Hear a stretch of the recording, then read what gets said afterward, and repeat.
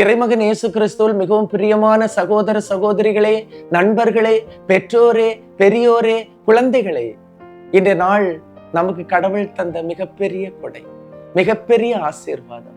அன்பு தெய்வமே, இந்த நாளிலே இறைவார்த்தை கேட்பதற்காக முழந்தாள் படியிட்டு இந்த இறைவார்த்தையை சுற்றிலும் இருந்து ஜெபிக்கின்ற மக்கள், கேட்பதற்கு ஆயத்தமாக இருக்கின்ற மக்களை ஆசீர்வதி.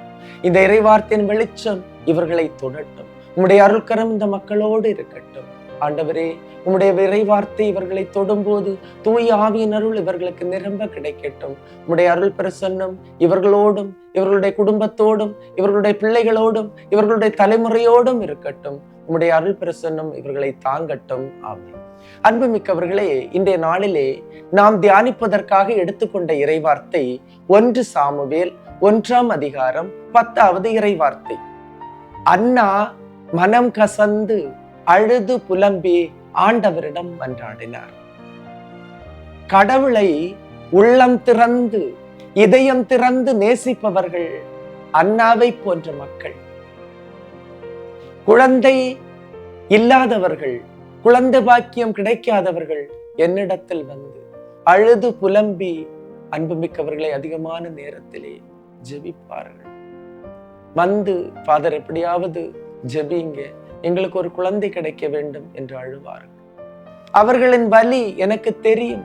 காரணம், திருமணமாகி 6 வருடங்கள், 7 வருடங்கள், 8 வருடங்கள், 9 வருடங்கள், 10 வருடங்கள் கூட குழந்தை பாக்கியம் இல்லாமல் பிறருடைய ஏச்சு பேச்சுக்கு அவர்கள் கூனி குறுகி கண்ணீரோடு வந்து ஆண்டவருடைய பாதத்தில் விழும்போது அவர்களுடைய வலி தெரியும். அன்புமிக்கவர்களே, திருமணத்தின் கனி கடவுள் தருகின்ற கனி. அந்த கனி கிடைக்கவில்லை என்றால் அது ஒரு வெறுமைதான்.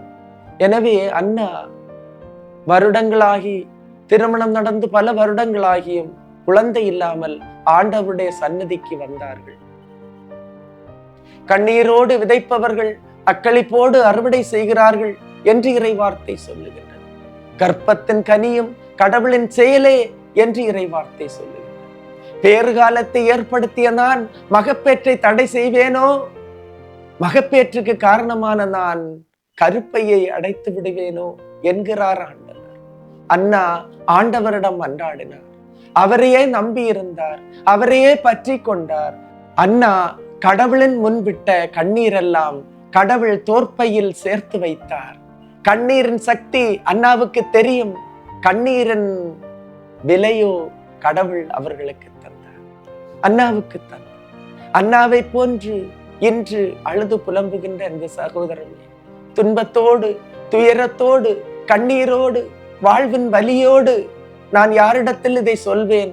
யார் இதை புரிந்து கொள்வார்கள்? எனக்கு யாரும் இல்லையே என்று பாரத்தோடு இருக்கின்ற எனது சகோதரமே, இன்று ஆண்டவர் உன்னை தொடுகின்றார். அன்னாவை தொட்ட ஆண்டவர் இன்று உன்னை தொடுகின்றார். உன்னுடைய இதய ஆவல்களை எல்லாம் அறிந்த கடவுள், உன்னுடைய இதய இயக்கங்களை எல்லாம் அறிந்த கடவுள், உன்னுடைய கண்ணீரை எல்லாம் அறிந்த கடவுள் இன்று உனக்கு விடுதலை தருவார். நம்புங்கள், ஆண்டவர் உங்களை ஆசீர்வதிப்பார். சகோதரமே, அவரிடத்திலே நீ அழுது புலம்பும் போது அவரிடத்திலே பாதத்திலே வந்த ஜெபங்கள் இன்று வீணாவதில்லை. எனவே நம்புங்கள், ஆண்டவர் இன்று உங்களை ஆசீர்வதிப்பார். கடன் தொல்லையா, எதிர்காலத்தை பற்றிய பிரச்சனையா, கண்ணீரோடு இருக்கின்ற எனது சகோதரமே, உன்னுடைய கண்ணீரை ஆண்டவர் பார்க்கின்றார், அவர் துடைப்பார், அவர் உங்களுக்கு விடுதலை அளிப்பார். எல்லாம் வல்ல இறைவன், தந்தை, மகன், தூய ஆவியார் உங்களையும் உங்கள் குடும்பத்தையும் நிறைவாய் ஆசீர்வதிப்பாராக. ஆமீன். இயேசுவுக்கே புகழ், இயேசுவுக்கே நன்றி. மரியே வாழ்க.